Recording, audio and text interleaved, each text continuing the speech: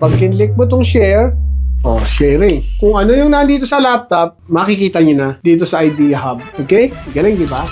Papakita naman namin sa inyo ngayon kung paano gamitin itong Idea Share Key. Okay? Ilalagay lang natin siya dito, Type-C. May Type-C dito na slot.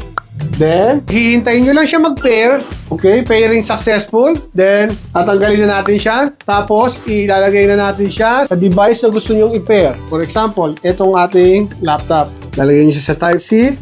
And, ayun o, Idea Share Key. Success. Okay? Pwede mo na siyang i-share. Pag kinlik mo tong share, sharing. Lalabas na. Kung ano yung nandito sa laptop, makikita nyo na dito sa Idea Hub. Okay? Galing, di ba? Next, for example, naiwan itong Idea Share Key, pero pa rin tayong ibang way. Mag-download lang kayo nung app natin na Idea Share. Ngayon, irarun natin siya. Yes lang. Okay. Share.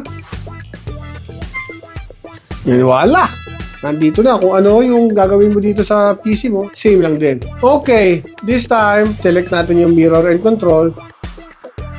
Di ba? Mako-control natin si whiteboard. Pindot natin yung home, papasok siya dun sa home. Pag pinindot natin si whiteboard, pasok siya sa whiteboard. Pag tinry natin dito magsulat, magsusulat tayo dyan.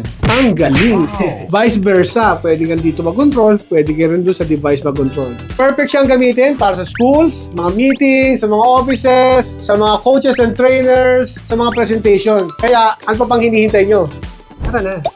Para po sa mga gusto mag-order ng Huawei Idea Hub, mag-message po kayo sa Leontech FB page or mag-drop by lang po kayo sa aming store dito po sa Leontech. Located po kami sa Barangay Tungkong Mangga, San Jose del Monte, Bulacan. Maraming salamat.